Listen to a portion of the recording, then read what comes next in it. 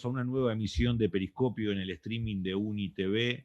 El último Periscopio del año. ¿Quién lo hubiera dicho cuando ya por junio empezamos a transmitir por esta vía, metidos en estas cajitas, tratando de comunicarnos con usted, que íbamos a llegar a fin de año en estas condiciones? Y fin de año es un momento de balance, de pensar qué es lo que pasó. Nadie se hubiera imaginado que este año iba a ser de la manera que efectivamente fue. Tampoco sabemos cómo vamos a seguir hacia adelante. Así que decidimos que hoy el programa viene en clave de memoria y balance 2020, y para eso tenemos tres personas muy lúcidas que van a estar charlando hoy con nosotros. Ellos son los que aportan la lucidez. Está con nosotros Martín Cohen, es docente, escritor. Está con nosotros Sheila Wilker, es analista política, directora de la consultora 3.0, y el periscopero histórico Mario Santucho, que es el editor de la revista Crisis. ¿Cómo les va a los tres? ¿Todo bien? A las tres, al estrés, se dice ahora. Y al estrés también. También, efectivamente. Bueno, es complicado, o por lo menos cuando pensábamos en esto, era complicado establecer un balance. Cuando uno evalúa, balancea un proceso, básicamente tiene un punto de partida y sobre eso ve el recorrido que hizo. Ahora este año estuvo lleno de obstáculos, con cosas no pensadas, con un montón de incidentes y con un alto grado de incertidumbre. La primera pregunta, Martín, es ¿cómo encaramos un balance de un año con estas características? Yo diría que es difícil precisamente por lo que vos estás diciendo, porque un balance supone al menos, como bien dijiste, algunos puntos de partida más o menos claros y algún punto de llegada, aunque sea provisorio, que se vea con relativa nitidez. Y todo este año nos tuvo tan en zozobra, tan sumergidos en incertidumbres o en certidumbres falsas, porque hubo también muchos momentos en que por no soportar la incertidumbre se precipitaban certidumbres, digamos, ¿no? A las que aferrarse con tal de no estar sin saber, y la verdad es que estuvimos casi todo el año sin saber del todo y seguimos en esa situación. Entonces, efectivamente, siendo todo tan inestable, tan tentativo, tan provisorio, el periscopio, ya que estamos bajo esa invocación, siempre supone la ilusión de poder salir a la superficie y ver más claro, pero hoy por hoy tenemos un periscopio que no llega a la superficie, o sea, vemos, pero vemos tan turbio y tan inestable todo como turbia e inestable está la situación. Yo, para de todos modos intentar algo parecido a un balance respecto de la pandemia por lo pronto, yo creo que habría que volver a los puntos de partida para tratar de posicionarnos respecto a esto que todavía está transcurriendo y que sigue transcurriendo con perspectivas que siguen siendo inciertas, aunque algunas certezas se fueron adquiriendo con el paso del tiempo. Pero yo pondría dos puntos de partida que se fueron definiendo entre marzo y abril, porque creo que fueron muy distintos y que en algún momento nos desplazamos todos de uno a otro. Había un punto de partida que decía, el coronavirus no tiene un grado de letalidad especialmente alta, pero sí un grado especialmente alto de contagiosidad. El problema que tenemos entre manos con la contagiosidad es que colapse el sistema de salud y que por lo tanto no haya posibilidad de dar respuesta, no ya a las consecuencias del coronavirus, sino a cualquier otra afección de salud que requiera camas en terapia intensiva. Ese fue un punto de partida, que el sistema de salud no colapse. Un sistema de salud que, por otra parte, en la Argentina venía de un ciclo en el que se lo había dañado y debilitado de manera bastante pormenorizada. O sea que ahí había una cuestión verdaderamente complicada. Si uno considera ese punto de partida, el sistema de salud no colapsó. Ahora, también creo que hubo un desplazamiento, quizás gradual, en el que, digamos, el punto de partida en algún momento al parecer pasó a ser otro, creo yo, que fue que nadie muera. Que nadie en absoluto muera, claro. Uno no, como premisa, claro, ¿qué más quisiéramos? Que nadie muera nunca y por nada. Sí, evidentemente adhiero a esa causa, adhiero que nadie muera nunca por nada, me parece fabuloso. Y evitar la mayor cantidad de muertes posibles, por supuesto, de eso se trata bajo la pandemia o en cualquier circunstancia, evitar las muertes, digamos, la preservación de la vida tanto como se pueda. Esto es una obviedad. Ahora, en algún momento me parece que el punto de partida se desplazó a fortalecer el sistema de salud, evitar que se desborde, a cada muerte es un fracaso, cada muerte es una derrota. Entonces, efectivamente, se instaló un balance, digamos, de muchísima pesadumbre, porque hubo muchísimas muertes. Honestamente, yo, en lo personal, perdí de vista los parámetros en cuanto a si los márgenes de vidas a salvar, digamos, eran distintos a los que efectivamente ocurrieron. Trato de sustraerme del ranking de si estamos en el puesto tal o en el puesto cual de supuesto ranking, que por otra parte van cambiando semana a semana y dependen de una cantidad de variables, de criterios de medición y criterios de formulación de la estadística. Para mí ahí la pregunta sería, ¿hubo negligencia y se perdieron vidas que se podrían haber salvado? Más allá de que las cifras son altísimas y no pueden sino producir desasosiego. Vuelvo al punto de partida. Se trataba de que nadie muriera, era posible pensar que no muera nadie, que cada muerte es un fracaso, que cada muerte supuso un error, que alguien hizo mal algo dado que alguien murió, o había un margen de muertes evitables, y estábamos pensando en margen de muertes evitables, lo que en aquel momento se llamó aplanar la curva. En algún momento se había dicho, de lo que se trata es de evitar un pico por el cual colapsaría el sistema de salud.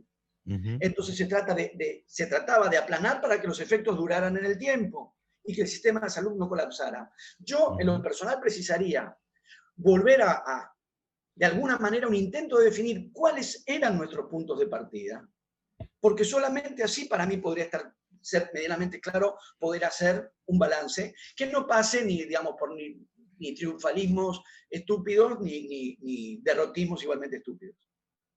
Gila, ahí, bueno, se dio siempre lo olímpico gana, ¿no? El medallero, en un principio no solamente cada muerte era una derrota, al principio incluso cada contagio era una derrota, incluso para algún discurso. Gila, ¿cómo lo ves esto del balance 2020 vos? Si se puede, el punto de partida, ¿qué hubiera pasado? Pues ya entramos en zonas que son difíciles de definir, porque ¿qué hubiera pasado? Sí, pero no pasó. Pasó lo que pasó. O sea, yo creo que el balance hay que hacerlo sobre lo que pasó. Es posible hacer un balance, sobre todo porque, bueno, es posible hacer un análisis de este 2020. Yo creo que sí es muy difícil establecer un comparativo de este año con una saga histórica. Me parece que eso es lo que no se puede hacer, del mismo modo que no se puede, no sé, evaluar al gobierno en base a no sé, las promesas electorales con la irrupción de una pandemia en el medio, ¿no? Entonces, te diría, balance sí, comparativo histórico más difícil por la singularidad del año. Entonces, me da la impresión de que la propia dinámica que impuso la pandemia requiere como su propia vara, que es una vara que yo creo que todavía no se encontró, porque además lo que estamos viendo es que, digo, no se encontró significa la película sigue. Y decir la película sigue significa nosotros no solo pasamos de ser los mejores, los campeones de Latinoamérica a los peores de Latinoamérica, sino que también algo similar hoy le está pasando a Alemania, que eran los campeones del mundo y hoy están en una situación muy crítica nuevamente. Entonces, lo que me da, o le pasó a Uruguay también, me da la impresión de que con la película todavía en proyección es muy difícil terminar de encontrar eso que es la escala para medir. Lo que podemos hacer es ir viendo, coincido me parece muy adecuado lo que planteaba Martín, básicamente entender cuál es el punto de partida. El punto de partida era una Argentina sin siquiera Ministerio de Salud, y sí me parece que en ese sentido, en Argentina se logró resolver ese tema, que es que no haya una muerte por incapacidad del sistema sanitario. Creo que la cuestión sanitaria, de todos modos, tenía una fuerza, un peso en marzo, abril, tiene otra hoy, ¿no? De hecho, hace poco nosotros preguntamos en un relevamiento que hicimos, preguntamos a qué le tenía más miedo a la población argentina: a contagiarse del coronavirus, a empobrecerse o a ser víctima de un delito. Y el ordenamiento es: hay más miedo a ser víctima de un delito, en primer lugar; en segundo lugar, a empobrecerse; y en tercer lugar, a contagiarse de coronavirus, con lo cual lo que vos ves ahí también es cómo el propio problema, que es el gran paraguas que te ordena el año, pasa a ser secundario en la imaginación y en la representación de la sociedad argentina, al punto de que muchos de los entrevistados y los encuestados han perdido la capacidad de seguir estadísticas, números. De hecho, hay como una especie de minimización del problema, que es un problema que no se ha resuelto aún, ¿no? Mario, es un lío, porque pasaron muchos meses y también fueron cambiando, como decía recién Gila, mucho las prioridades para la población, para el gobierno, para hasta cierto acostumbramiento, ¿no?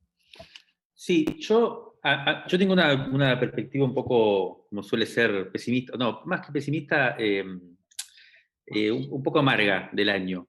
Tengo una sensación un poco amarga, voy a hacer como un balance Mario? más.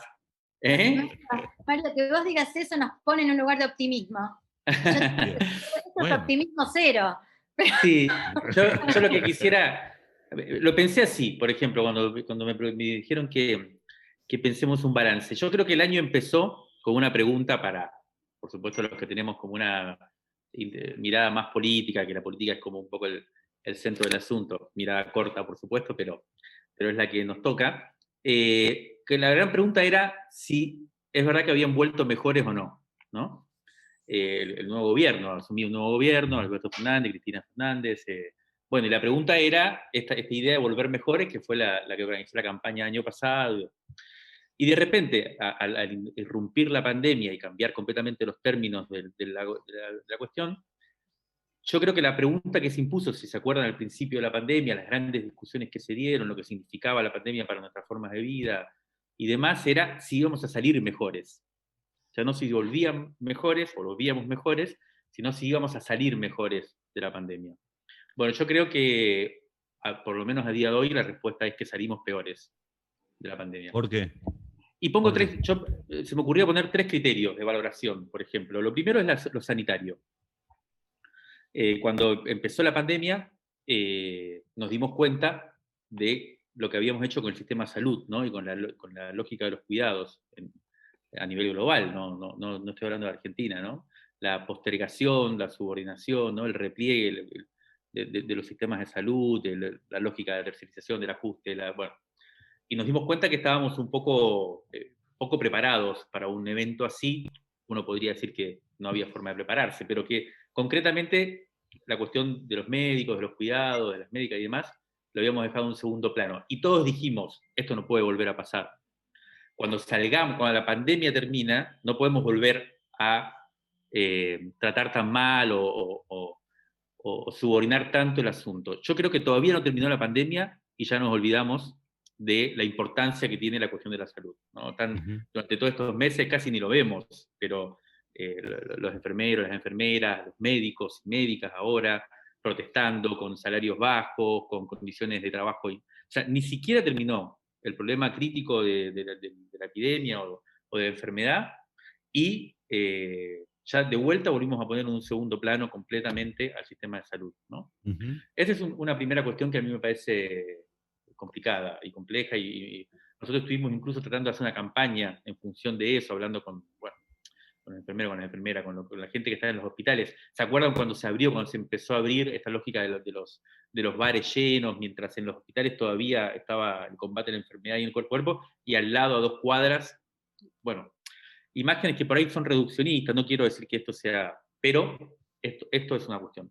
Lo segundo que también me parece llamativo es el tema de la cuestión ambiental, ¿no? Ese fue otro de los elementos que uno dijo, aparece un virus así, entre otras cosas por la forma de producción, por la forma de vida que lleva a, bueno, todo lo que sabemos.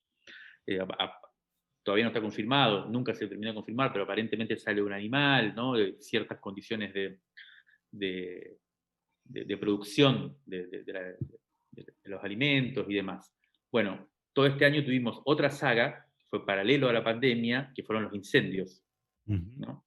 Entonces, es el año de la pandemia y es el año de los mayores incendios. También me recuerdo al principio de la pandemia, cuando veíamos que los animales volvían a las ciudades y decíamos, esto puede ser, el aire de las ciudades se limpiaba, uno decía, bueno, quizás esto nos lleve a una cuestionan una relación con lo ambiental más interesante a partir de ahora. Yo creo que por lo menos vivimos un nivel de incendios intencionales en Argentina como nunca en los últimos años, no sé si en la historia, pero bastante inédito, con lo que eso significa de muerte de animales, cosa que no está para nada contabilizado. Nosotros ahora, en el nuevo número de la revista, aprovecho para pasar un chivo, hay un artículo muy interesante sobre los animales que murieron en los incendios, y lo que eso significa, porque eso no se recupera. Bueno, gran tema. Y lo tercero, para no extender tanto, yo creo que es la cuestión socioeconómica, que me parece que es también es la gran pregunta de fin de año, a partir de lo que nos preguntamos todos, bueno, el aumento de la pobreza, todos esos indicadores que sabemos, y sobre todo yo creo que la pregunta es por la reconstrucción, ¿no? Ahora viene un periodo de en cierto modo, resurgir económico, pero mi sensación es que no se aprovechó la pandemia para cosas que decía, por ejemplo, nuestro presidente lo dijo varias veces, estas preguntas que se hizo sobre el capitalismo, sobre la forma de funcionamiento del capitalismo. Por supuesto que nadie podía esperar que de acá saliera un cambio de sistema, ni mucho menos, pero por lo menos sí algunas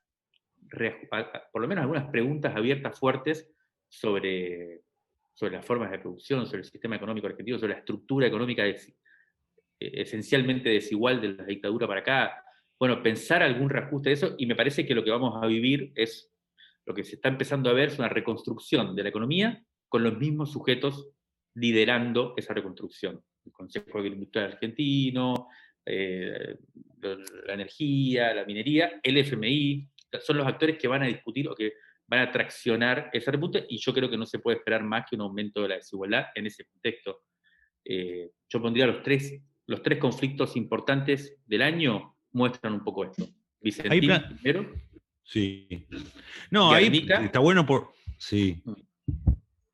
No, que está bueno porque Martín al principio planteaba el punto de partida. El punto de partida se plantea sobre algunos hechos, y también hay un punto de partida que está dado por ciertas expectativas, un poco lo que plantea Mario, ¿no es cierto? Que ni bien empezó todo este cachengue, se generaron un montón de expectativas de qué iba a pasar a lo largo del año, donde se ponían en evidencia un montón de cosas, como estaba planteando recién Mario.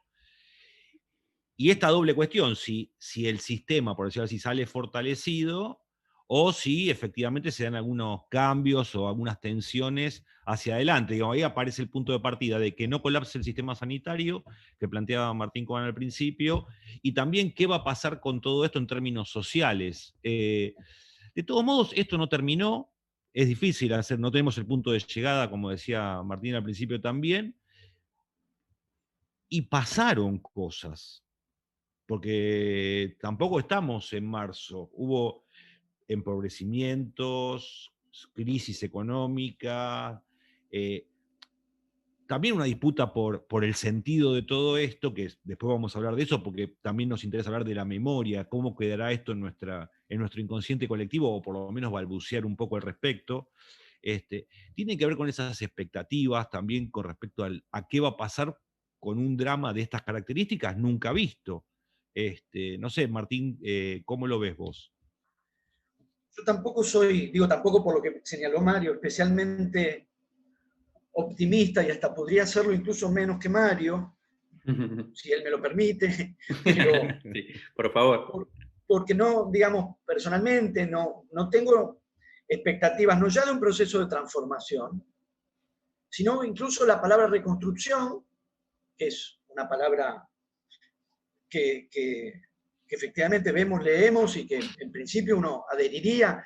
Mis expectativas no van más allá de la reparación, pero que es también mi percepción en el momento antes de que supiéramos que iba a haber una pandemia y que este año y este tiempo iba a ser como viene siendo. No había para mí otra expectativa, no había para mí expectativa de transformación, desde ya que no, y de reconstrucción tampoco. Yo lo veo a lo sumo como una expectativa de reparación, no más que de reparación, de transformación ni hablar. Yo creo que hay una diferencia. Mario señaló también, él dijo las preguntas que el presidente de la Nación se planteó a propósito del capitalismo. Yo no recuerdo todas las preguntas, pero sí recuerdo una respuesta en la que Alberto Fernández planteó el propósito de lograr un capitalismo en el que nadie perdiera. Y creo que si la cita no es textual, es casi textual, ¿no? Poder establecer un capitalismo en el que nadie pierda. Como yo considero que eso es absolutamente imposible, pero absolutamente imposible, incluso, digamos, no solo no me genera expectativa esa perspectiva, me genera todo lo contrario. Si alguien está pensando en la reconstrucción de un capitalismo en el que nadie pierda, me parece que esa reconstrucción es inviable, porque es inviable el propósito, volviendo a lo de los puntos de partida y los puntos de llegada. No hay puntos de llegada para ese punto de partida, a mi criterio. No hay capitalismo en el que nadie pierda. Entonces, no estamos en el orden de una reconstrucción social. Estaríamos en el orden de la reparación del daño que el capitalismo, en el que siempre alguien gana y siempre muchos pierden, la reparación que se pueda llegar a implementar al respecto, dado que eso se va a mantener. Es decir, ¿qué grado de contención? Reparación es para mí la palabra, en el sentido que se repara un daño. El daño va a seguir ocurriendo. Y en algún sentido puede ser agravado por la pandemia, en algún sentido podía haberse agravado o se vio agravado en otras circunstancias, aún sin pandemia, pero estamos en el orden de la reparación. No de la reconstrucción, no de la transformación, porque no están en los puntos de partida de lo que se plantea, sobre la base de lo que parto yo en cuanto a mi convicción. No hay capitalismo en el que nadie pierda, porque consiste precisamente en eso, en que unos ganan y muchos pierden. Respecto de este año, hay una cuestión, volviendo a esto como comentario al margen, de la incertidumbre, de lo que no sabemos, de lo que sí sabemos. Para mí hubo un viraje fundamental, no suficientemente considerado a mi criterio por la gestión de gobierno, que es cuando empezamos a saber algo más sobre los modos de contagio. Todavía estamos metidos en esa cuestión, obviamente porque la pandemia sigue. La percepción inicial, no la estoy objetando, es lo que se sabía o no se sabía en marzo. La percepción inicial de que el peligro estaba afuera y adentro de casa estábamos protegidos, que es algo que a mí registré muy, muy intensamente. Primero porque correspondía a un imaginario ideológico, no sé, establecido entre el siglo XVIII y el siglo XIX, ¿no? La calle es el espacio del peligro, el hogar es el espacio del repliegue y la protección. Pero a mí además me marcó muchísimo porque a mí me gusta mucho estar en la ciudad, a mí en lo personal, me gusta muchísimo estar en la calle, dar vueltas por la ciudad.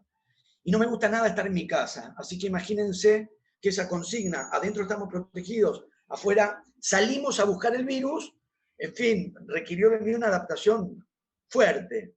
Ahora, creo que las precisiones, podemos restablecer las precisiones de las fechas, pero hacia mayo empezamos a saber que en espacios abiertos el riesgo era menor, que los riesgos de contagio en espacios abiertos con distancia social y con barbijo no eran tan altos como se suponía inicialmente, y que en cambio juntarse en las casas, como mucha gente se estaba juntando, creyendo que el espacio del hogar y el intercambio familiar eran espacios de seguridad, eso se invirtió.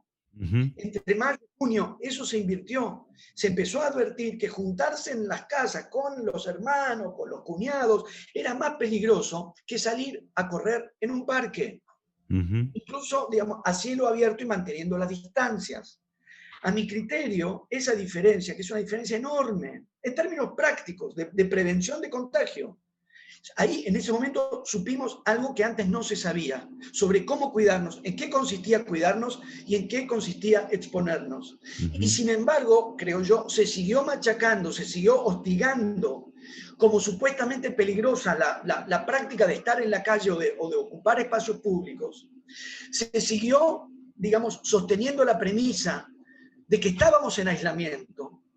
El paso del aislamiento, pienso ahora en Buenos Aires, yo vivo en Buenos Aires, el paso del aislamiento al distanciamiento se produjo en el último mes en cuanto a las formulaciones oficiales. Hace, a mi criterio, no menos de 5 meses, 4 o 5 meses, que ya habíamos pasado del aislamiento al distanciamiento. Las calles ya estaban ocupadas, el ritmo de circulación ya se había recobrado. Ese cambio de mapa, sustancial para evitar los contagios, la reformulación necesaria de la consigna quédate en casa, tenía esta falla. No era un error, no había los elementos todavía para advertirlo, no se trataba de quedarse en casa. se podía salir a la calle con barbijo y a distancia, y el aire libre para tomar cerveza, para correr los parques, no suponía un peligro. Esa información, eso que al principio no se sabía, pero después se supo, a mi criterio, no se incorporó con la fuerza y con la nitidez que habría sido necesario. Y se mantuvo una formulación de seguimos en casa, seguimos en aislamiento, seguimos en cuarentena, la falacia de la cuarentena eterna, que fue yo creo que sostenida al mismo tiempo por el gobierno y por cierta oposición. La premisa de que seguíamos, de que todo estaba igual desde marzo, que de marzo a octubre estuvimos en una misma situación, encerrados en casa. No es eso lo que ocurrió, y no era eso lo que estaba ocurriendo.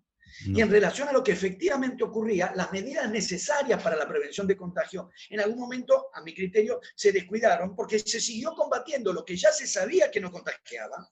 Por ejemplo, salir a correr a un parque, y en correlación con eso se pasó a descuidar lo que sí contagiaba. La casa no era el lugar seguro que se suponía. Yo creo que ahí hubo un problema severo. Sí, digo, en general uno tiende a pensar, yo hablaba con amigos de Entre Ríos, de pueblos donde nunca hubo cuarentena y la gente estaba angustiada porque estaba en cuarentena y comentaba estas cosas en la calle. O sea, en la calle decía, estoy harto de estar en cuarentena, pero no estás en cuarentena, pero pasó un poco eso también, digo, para extender también a otros territorios. Y quizás también es cierto, quizás el problema no era ir a correr, sino subirte al ascensor, o digo, también las condiciones en que vivimos y cómo fuimos individualmente sometidos a esta nueva normalidad de tener que estar con nuestra familia todo el tiempo, que no sabíamos cómo era, conocimos un montón de gente que era nuestra familia, hubo una cantidad de situaciones que por ahí eran novedosas, ¿no? La gente que espera enero para juntarse con su familia y era todo el año, a toda hora, es complicada. Sheila, vos, voy a agarrar el guante de Mario.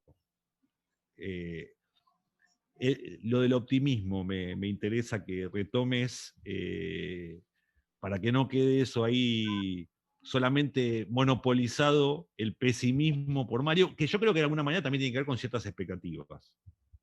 Mira, te recojo el guante del optimismo, pesimismo y me gustaría sumar un sentimiento más que es incertidumbre, ¿no? Digamos, o sea, acá en esta charla desde que arrancó, hay dos ideas que aparecen recurrentemente, una es incertidumbre, la otra es pesimismo. Me da la impresión de que ahora, que en un momento determinado la charla viró a ver quién era el más pesimista de todos nosotros. La verdad que, digo, no es un año para ser optimista, digo, cuando miras los indicadores de desarrollo, los indicadores de pobreza, o sea, son malos, están mal. Nuestro país, nuestra población, nuestra gente, el argentino medio, no está mejor, está peor.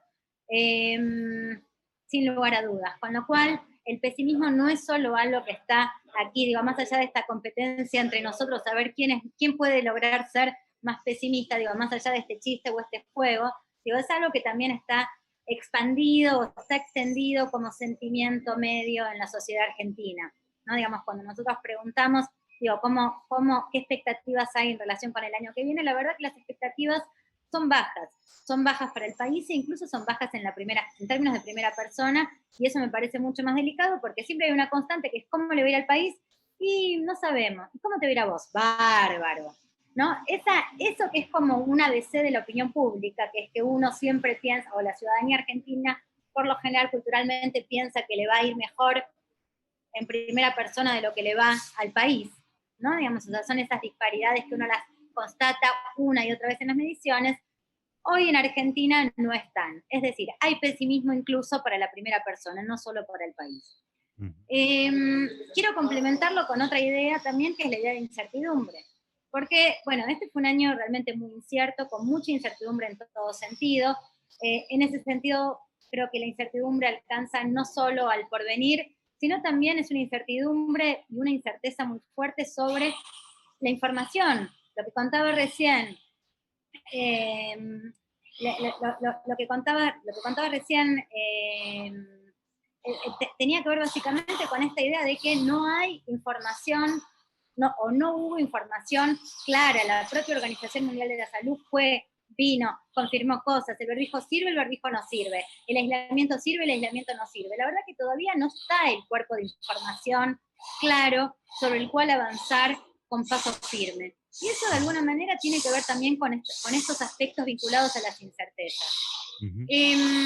Para mí el tema de la incerteza es un tema central de nuestra cultura, sobre todo porque el 2020 ya arrancó con una fuerte dificultad para imaginar el mañana. Es un mal que en Argentina se viene dando y cada vez está más intensificado. Y yo creo que estas dificultades para imaginar el mañana las vemos en un montón de cosas y creo que en todo caso la pandemia lo que hizo fue potenciarla. Por ejemplo, ¿no? Digamos, por ejemplo, ¿dónde lo mira, ves? a ver, la idea de que la cuarentena o el aislamiento se extendiese cada 15 días es la dificultad para imaginar un proyecto de largo plazo, ¿no? Digamos, o sea, ¿cómo sigue esto? O sea, la propia dinámica en que se tomó la decisión cada 2 o 3 semanas de extender y renovar la cuarentena, también impuso un cortoplacismo fenomenal en la propia cabeza del argentino medio, o sea, nuestras propias cabezas. O sea, sabíamos que nuestra vida es o sea, sabemos cómo va a ser las próximas 3 semanas, cómo será después, y bueno, que hay un signo de interrogación fenomenal, gigante. ¿No? Entonces, esto es un tema. El otro tema es la dificultad en un momento de mucha contracción económica, la dificultad para imaginar una proyección en relación con hasta cuándo tiro, ¿no? Digamos, esta idea de un segmento muy importante de la población sin capacidad para imaginar su mundo más allá de una semana, 2, 3, un mes, más allá de fin de mes. Y eso también forma subjetividad y es un problema muy delicado. También, cuando vos, en estudios cualitativos, recurrentemente la idea de, bueno, este año suspendemos los proyectos personales, no, se suspendieron las ilusiones biográficas respecto de emprender una cosa, emprender otra. Cuando hablo de emprender estoy diciendo iniciar una carrera, o estoy diciendo seguir un estudio, o hacer un viaje, o emprender un negocio, o de la mano de eso también está el tema de las dificultades para ahorrar. Vos pensás que el ahorro es una de las formas del futuro, ¿no? Digamos, con una moneda que se desrealiza y la dificultad para ahorrar de otros modos, también tenés un problema con la idea de el mañana, el futuro, y yo diría, además de eso, un elemento adicional que fue la dificultad del gobierno en el medio de la pandemia para trazar un horizonte económico claro, ¿no? O sea, fue un horizonte económico de vamos a capear la tormenta, ¿no? Digamos, el IFE en todo caso como el gran símbolo, o el ATP como gran símbolo de la intervención económica orientada a contener en las dificultades de la pandemia, también dificultó la idea de el rumbo es el rumbo económico. Entonces, vos fíjate cómo estamos hablando de un montón de cosas que de alguna manera lo que te traen es la dificultad para imaginar el mañana. Y yo creo que hoy en Argentina, además de que está esa dificultad, creo que hay una dificultad adicional y es que no hay capacidad, no hay imaginación y no hay discurso que proponga ese mañana, ¿no? O sea, la idea de reconstrucción, recién Martín hablaba de compensación. ¿Cómo era? ¿Cómo fue la palabra? Reparación. Bueno, esta idea de reconstrucción es una idea que de alguna manera trae algo de futuro, pero es un futuro medio nebuloso, ¿no? Digamos, o sea, donde no hay un contorno muy claro, no hay un contorno firme. Y me parece que esto sí es un problema bastante poco trabajado y que de alguna manera también le pega al corazón de la política, porque en definitiva la política es gestión de expectativa, es gestión del futuro, gestión de la imaginación sobre el futuro. Bueno, creo que ahí hay un problema importante. La memoria es la narrativa de los recuerdos, dijo Juan en una entrevista hace poquito, y yo me quedaba pensando cuando leía esa frase, la memoria es la narrativa de los recuerdos, que esos recuerdos en términos sociales también están en tensión, digamos, construidos como discursos, por decirlo de algún modo. Vos, Martín, empezás a ver ya, más allá de que todo esto no terminó, algunos elementos que dan cuenta de esas narrativas para contar en el futuro este presente? Bueno, se pueden ver narraciones que no sabemos si se van a estabilizar como para conformar una memoria o no, si se van a sostener para una memoria o no, porque también hay una narración de la percepción. O sea, lo que organiza un sistema de percepciones también es una narración. Creo que una de las desgracias conceptuales que hemos tenido en los últimos años ha sido la homologación de la palabra relato con la idea de mentira. La identificación absoluta y el empleo de la palabra relato con el sentido de mentira como sinónimo. No con la idea de que hay relatos que son falsos, que efectivamente los hay, sino la idea de que todo relato es por sí mismo falso. Entonces se decía, dato contra relato, ¿no? Y relato pasó a ser una palabra que en muchos momentos se usa con la idea de que implica de por sí falsedad. Si recuperamos la idea de que narrar es una manera de dar sentido, de ordenar en el tiempo y de dar sentido, no solamente hay una narración para sostener la memoria, ¿no? El modo en que narramos los recuerdos componen una memoria. También narramos un presente, también el presente lo entendemos porque lo narramos. Y también las percepciones que tenemos en el presente les damos sentido por medio de una narración. Con esas narraciones efectivamente se puede configurar retrospectivamente una memoria. Uno puede indagar en el presente. ¿Cuáles son las narraciones que se están estabilizando? A mí me interesan no solo, digámoslo claro, los recuerdos, la memoria, por supuesto, pero yo diría, por eso mismo, me interesan mucho también los olvidos, me interesan muchísimo los olvidos. ¿Qué lugar, y los olvidos no como lo otro de la memoria, sino qué lugar ocupan y qué función ocupan ciertos olvidos al interior de cada memoria? Y me interesan muchísimo los recuerdos falsos, sobre todo en relación a lo que decías, a lo que vos decías también de los recuerdos colectivos, de las memorias colectivas. ¿Cómo se produce una memoria falsa? ¿Cómo puede ocurrir que un colectivo más o menos extenso recuerde algo que no fue? Los ejemplos que me vienen más rápidamente a la memoria son de hace tiempo. Uno es el recuerdo del oscurecimiento de la ciudad de Buenos Aires durante la Guerra de Malvinas. El ejercicio preventivo de oscurecimiento de la ciudad durante la Guerra de Malvinas, como recuerdo falso, dado que eso ocurrió años antes en la situación que podría derivar en una guerra con Chile.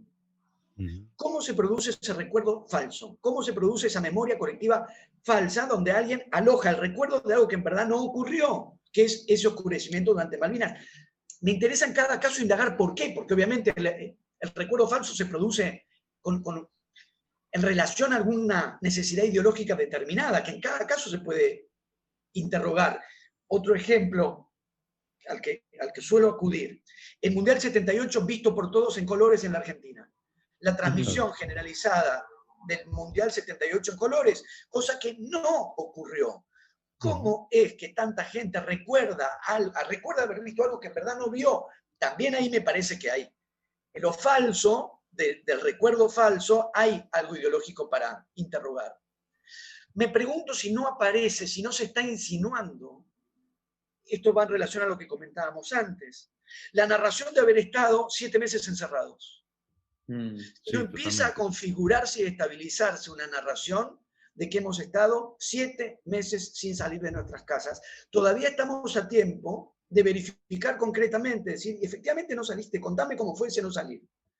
Bueno, en verdad, ¿no? Y ver dónde, porque hay casos, yo creo que hay casos. Yo creo que hay casos quienes asumieron que no había que salir y lo sostuvieron de marzo a noviembre. Pero creo que en general todos hemos participado en mayor o menor medida de una dinámica distinta.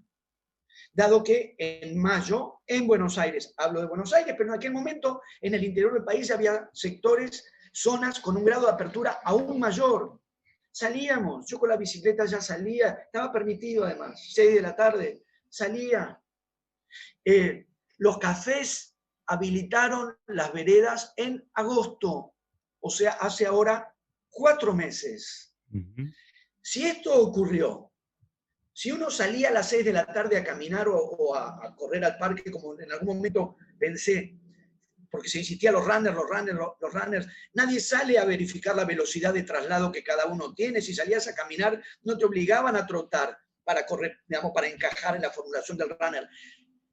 Entre mayo y junio se habilitó la posibilidad en Buenos Aires de salir, de dar vueltas, de estar un rato afuera, un buen rato, afuera.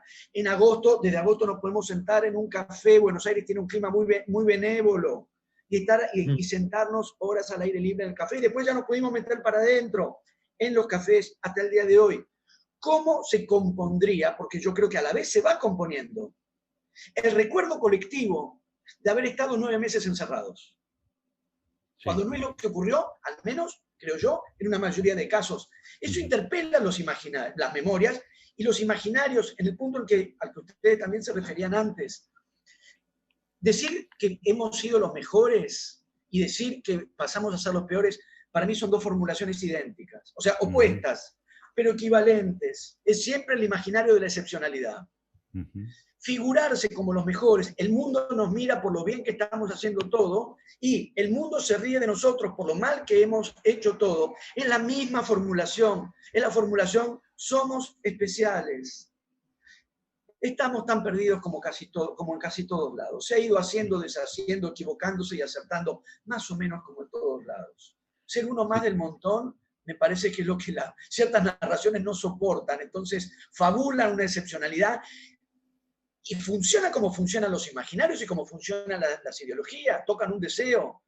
Ahora, me fascina ese momento en que esa narración toca un deseo y fabrica la memoria de algo que no pasó. Yo me acordaba cuando decías eso, la gente que estaba en la cancha viendo el gol de Maradona a los ingleses y que no se lo acuerda porque se acuerda la repetición de la televisión puntualmente. Ahora, volviendo a estos relatos...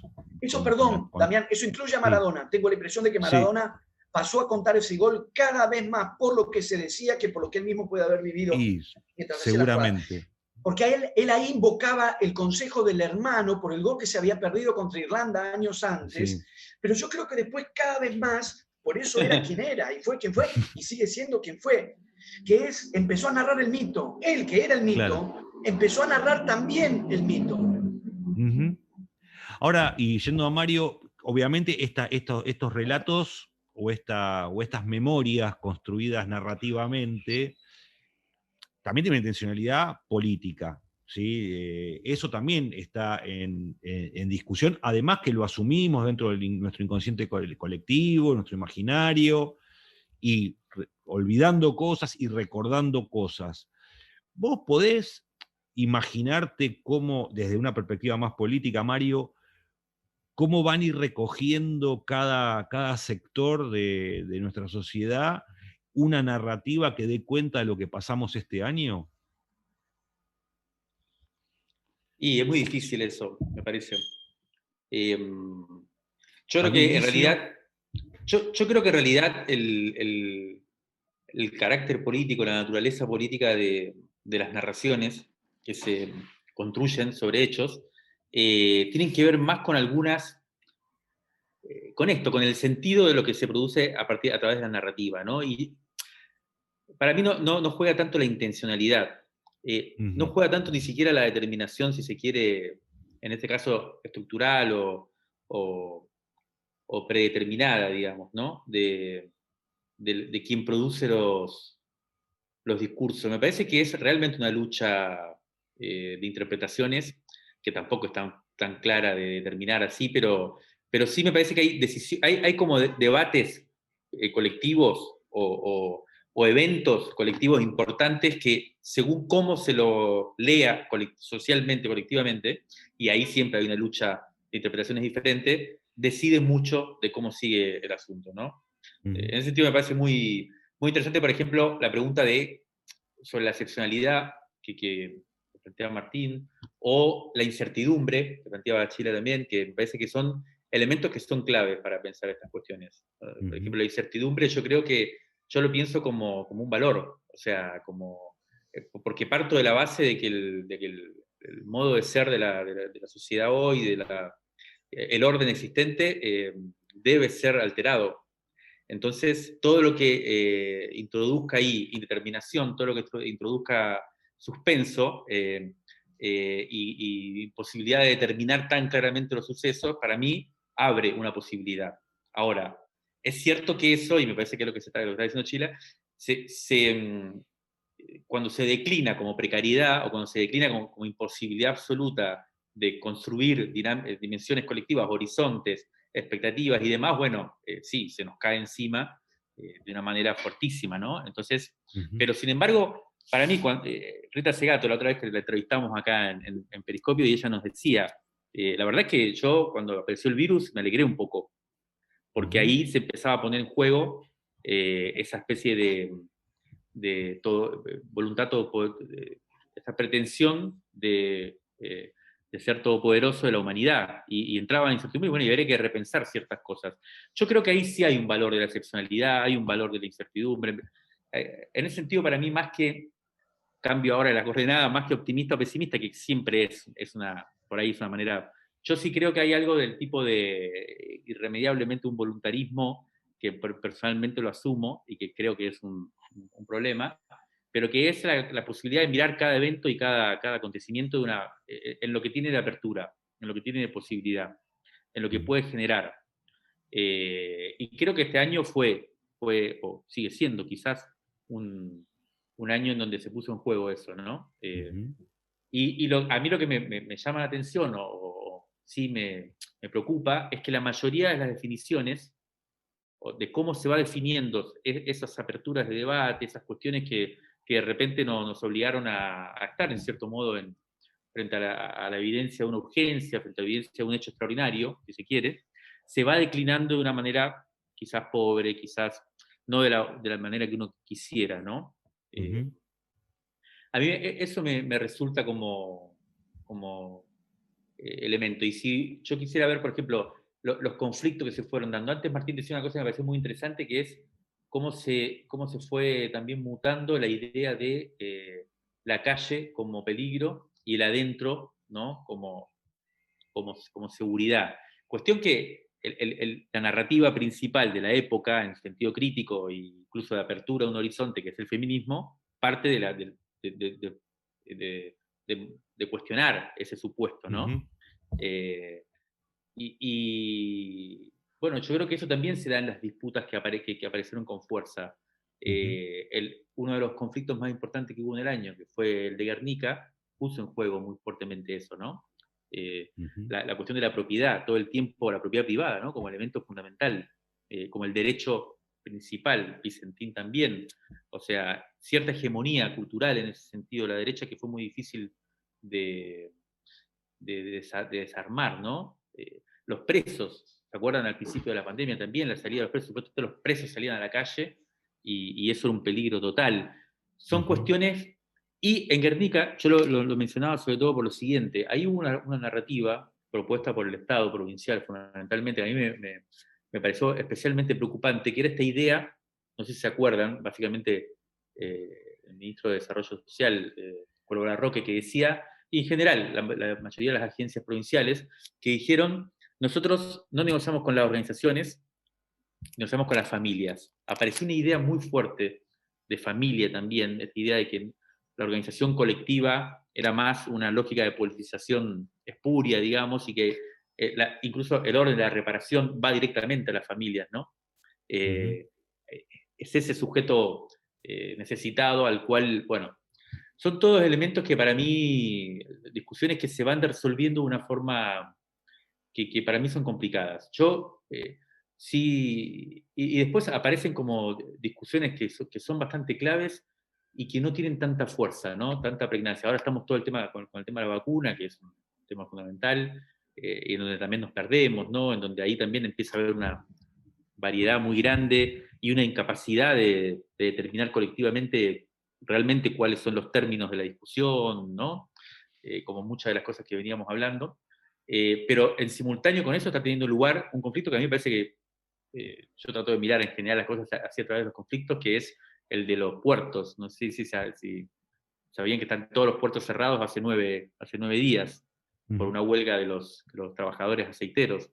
Sí. Y hace 9 días que no sale soja, ni sale aceite, ni sale nada, están todos los camiones ahí haciendo cola para salir, hay una fila de barcos en el río esperando para cargar. Bueno, ahí se está discutiendo, por ejemplo, cómo va a ser esta reconstrucción. Si se va a aprovechar de alguna manera para cambiar los términos, para empobrecer mucho más y bajar supuestamente el costo productivo, el costo laboral, la Argentina o no. Bueno, para mí como se vayan resolviendo esas cuestiones, me parece que son las que abren un poco el panorama, nos van a decir cómo van a ser los próximos meses, digamos. Ahí hubo, como antes, y ya para ir cerrando, digamos, pero le quiero hacer una pregunta a cada uno. En este sentido, durante mucho tiempo funcionó esta especie de utopía de que todo vuelva a ser como antes, o la utopía de que todo cambie. Como dos, una es, volvamos a marzo de 2020, y otra es, todo el mundo va a cambiar por producto de esta situación. Obviamente, mirándolo de las dos perspectivas, uno se puede sentir ciertamente decepcionado. De alguna manera, uno puede decir, no sé, me da la sensación de que las cosas cambiaron. Capaz que no en el sentido que queríamos, pero hubo cosas que me parece que se modificaron durante este año. No las ¿Cuáles? puedo. No, digo, desde la subjetividad, desde hasta la fantasía. Vos decías recién, estar encerrado en la casa, que hay gente que la estuvo. Yo, cuando vos decías eso, me acordaba creo que era un soldado vietnamita o japonés que lo habían encontrado como 40 años después de la guerra de un árbol. Yo pensé lo mismo, sí. No, yo llegué a fantasear con eso. Me encontrarán en el 2080 encerrado en mi casa diciendo que no o salgo por el underground. coronavirus. Claro, Underground. Preguntando en qué fase estamos. ¿Cómo? ¿En qué fase estamos? Sí. No, pero digo, ¿ustedes consideran que algo, no maximalistamente, pero algo este año se modificó? ¿O creen que algo en la subjetividad, en la cultura, en la política, de alguna manera creen que esta experiencia que vivimos este año, por lo menos en nuestro país, modificó algo, o consideran que no? ¿Sheila? Algo del orden de las prácticas, sin lugar a dudas, incluso en los sectores menos favorecidos, que tiene que ver con la incorporación masiva de tecnología en nuestro cotidiano, ¿no? Digamos, o sea, incluso en los sectores populares, y transformación en los sectores medios de hábitos comportamentales, formas de vinculación con nosotros. Digo, acá ha habido una especie de transformación técnica que yo creo que es muy difícil que vaya para atrás. O sea, esto irrumpió para quedarse. De alguna manera, podríamos decir, aceleró un proceso que ya venía en ciernes, y lo que vimos es que, o por lo menos un poco lo que nosotros estamos viendo en términos de preferencias respecto de qué hábitos y qué hábitos sostener y cuáles no, propios de la pandemia. Bueno, la intervención tecnológica, o sea, esta cosa de la telemedicina, la teleeducación, el teletrabajo, digo, todo eso ha llegado para quedarse, incluso la teleafectividad.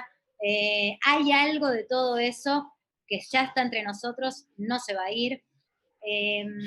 Cuando nosotros preguntamos un poco digo, cuáles son las ilusiones que hay sobre el futuro, también creo que se empiezan a ver algunos límites sobre ese gran artefacto que son las ciudades. Las ciudades empiezan a entrar en crisis como modelo aspiracional de vida, ¿no? Vuelve esta cosa marginal, pero entre los sectores medios y medios acomodados cada vez tiene más volumen y más adhesión. La idea de la huida casi como en los 60, ¿no? La huida al campo, la huida a lugares más pequeños. Al conurbano quieren ir todos al los country. porteños. Volvió el country. El country es el conurbano. Pero también a las ciudades del interior. Sí. O sea, aparece, sí, no solo el conurbano. Nada. Entendí lo que estabas diciendo, me parece cómico, pero no solamente. Y me da la impresión de que, bueno, ahí hay algo, en esta fantasía de la huida, también empiezan a aparecer la imaginación sobre la posibilidad de otras formas de vida que solo se pueden sostener con tecnología en el medio, porque en realidad esa huida en realidad está contada de modo incompleto si no decís huida más wifi. Exacto. ¿No? O sea, con teletrabajo, telemedicina, el teletodo, ¿no? Y creo que el teletodo es lo que está definiendo la nueva dimensión comportamental, por lo menos de la Argentina, del argentino medio. Martín, ¿algo que considerás que, más allá de tener una buena excusa para no visitar a alguna gente, y ese tipo de cosas que uno puede aprovechar durante este tiempo. ¿Algo más que crees que pueda quedar? No lo Cambios sé. módicos, ¿no? Sí, Tampoco. bueno, justamente porque vos en la pregunta lo planteabas, ¿no? Dejar a un lado la escala maximalista, que es a la que yo tiendo, entonces quedo desenfocado. Y ahora agregás, reforzando, cambios módicos, entonces trato de ponerme en esa frecuencia. Porque si es por cambios módicos y desistir, volviendo un poco a lo que Mario también planteaba en principio, la perspectiva de salir mejores, porque salir mejores sí supondría un cambio radical y una transformación visceral, o si querés en tus términos, no sé si decir maximalista, pero más de fondo. Y yo creo que efectivamente en la medida en que parece preponderando en uno mismo, no lo digo, no es un señalamiento desde ninguna exterioridad, la añoranza de que se restablezca lo que había antes, más que la excitación de lo que decía Mario, de ese futuro incierto que funcione como excitación y como estímulo, y no solo, o no ya, como un factor de angustia. Lo que yo tiendo a percibir, pero insisto, en mi propio caso, mal que me pese, me parece que hay cada vez más, que lo que prepondera es una añoranza de que las cosas vuelvan a ser como antes. Y no el desafío del vértigo de que ya no estamos como antes y no sabemos hacia dónde vamos o hacia qué vamos. Hay algo de lo que decía Gila también, que son las condiciones generales en un país como el nuestro suele ser de futuros cortos, ¿no? Y por eso quedó todo tan ridiculizado durante el macrismo con el segundo semestre, los brotes verdes, que después se advirtió que eran brotes psicóticos verdes, digamos, como formulaciones de certeza de futuro que eran disparatadas, por supuesto. Ahora, otra vez, esa zozobra puede ser un desafío de vértigo o un factor de angustia. Quizás nos pase a todos, a mí cuando me convocan para una actividad, una feria del libro, un trabajo, lo que sea, con 7 u 8 meses de antelación, para mí es como si me invitaran a algo que va a ocurrir en la siguiente vida. Mira, en la próxima vida, ¿te gustaría venir a esta mesa? Y yo me encuentro casi como diciendo, espera, déjame ver en qué voy a reencarnar en la siguiente vida, porque capaz que reencarno en algo. Porque tenemos una escala de futuro corta. Habitualmente tenemos una escala de futuro corta, que ahora se volvió cortísima. Ahora se volvió cortísima. Te dicen ahora, ¿te parece en marzo hacer? Mira, no sé de acá a marzo. De acá a febrero, no sé en qué voy a estar, qué voy a hacer. Lo que creo que sí podemos cada uno ir cotejando en la escala módica que vos planteás, Damián, es de todo lo que nos faltó en estos meses por estas condiciones. Yo creo que podemos también haber advertido que algunas cosas que nos faltaron no las echamos exactamente de menos. Algunas sí, por ejemplo, y otras no. ¿en qué estás pensando? Un poco lo que planteaba Gila. Yo vivo en Buenos Aires, la ciudad es grande.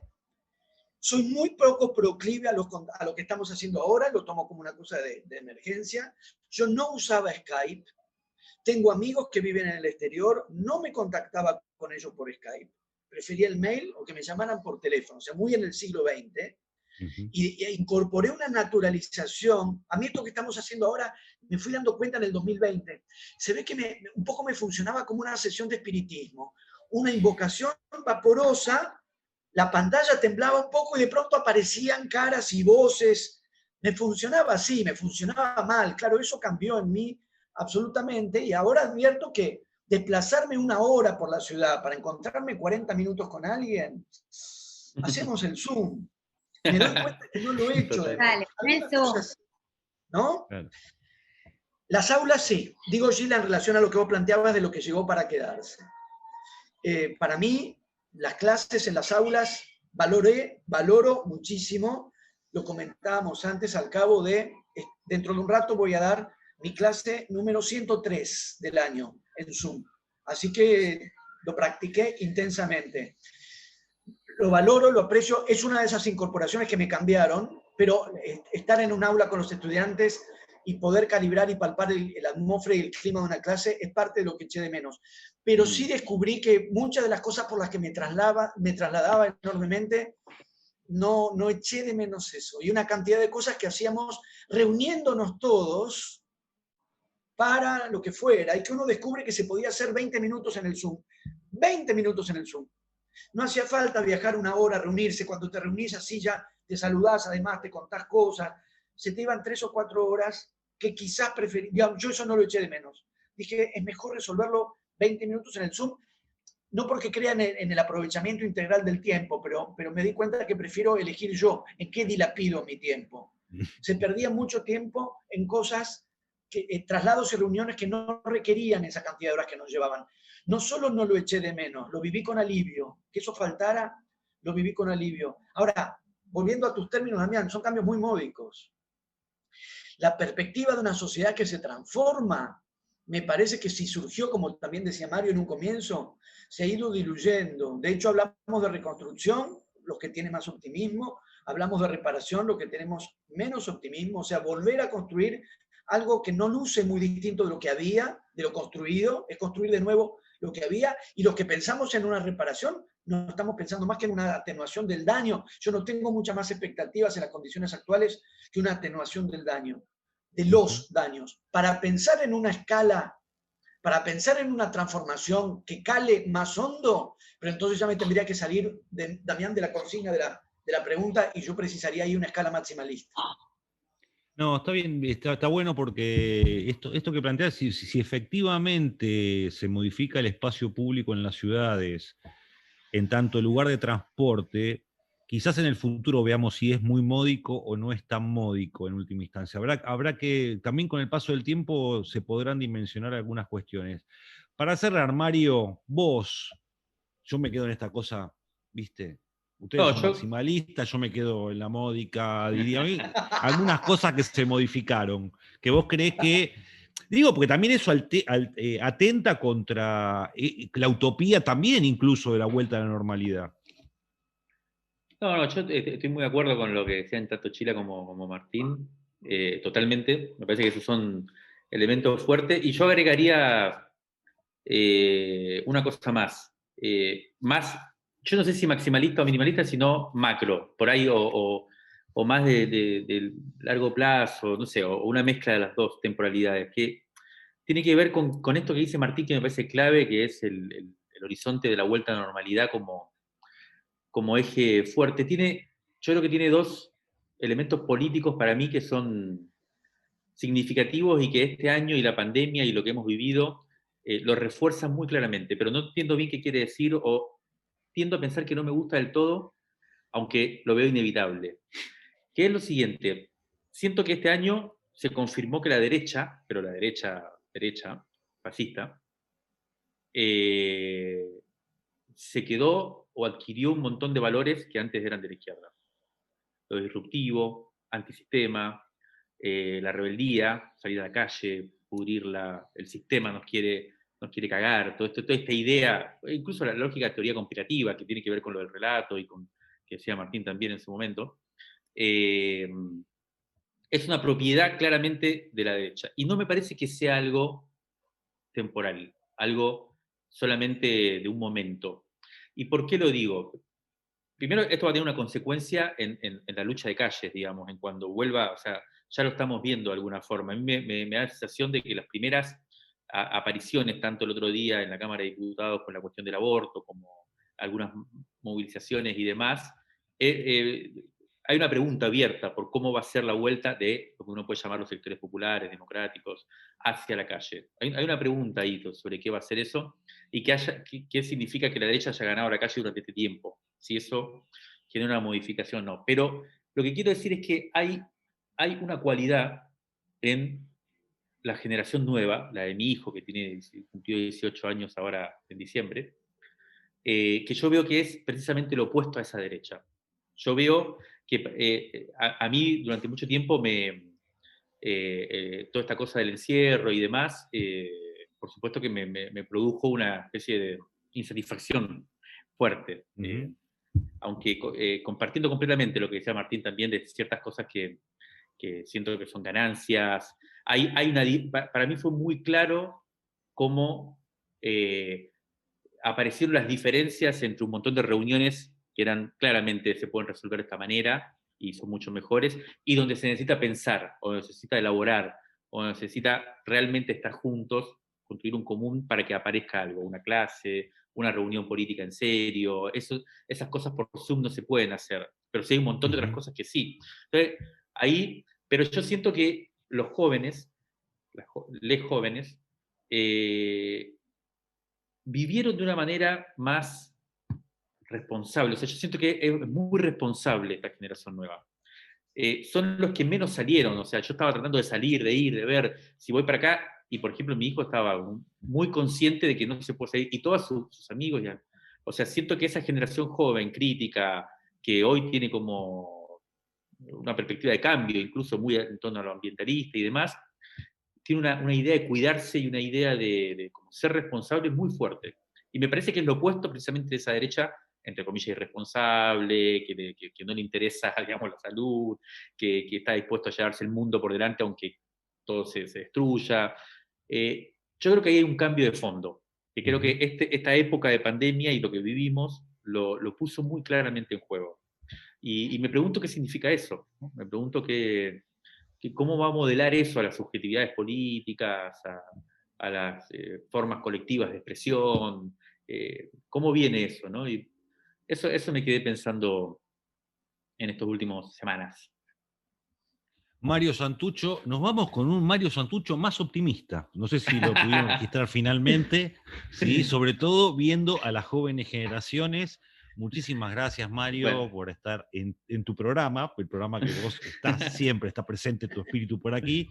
Muchas gracias a Sheila Bilker por haber estado en este periscopio, y también a Martín Cohen. Ha sido un placer. Hacer salió distinto del de Romay, que habíamos pensado, ¿no? del programa de fin de año, pero bueno, cada uno hace lo que puede. Este es un programa universitario, y bueno, lo hacemos como podemos. Así que muchísimas gracias por este tiempo que nos dedicaron a charlar y cambiar opiniones y cerrar este año, que algunos lo detestan, otros dicen que lo detestan, y a algunos les gustó. Algunos, no digo muchos, pero algunos, efectivamente, algunas cosas se anotaron abajo ahí de la libreta y lo van a mantener.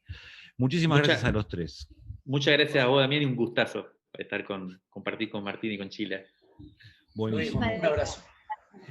Y nos encontraremos el año que viene, supongo, porque este 2020 se fue, este 2020 pandemiero en este periscopio. Nos encontraremos, esperemos, el año próximo, tratando de sacar ese periscopio y ver qué pasa, y si las cosas están un poquito más claras afuera del agua o solo nos quedamos abajo del agua. No sé qué va a pasar. Hasta el año que viene. Adiós.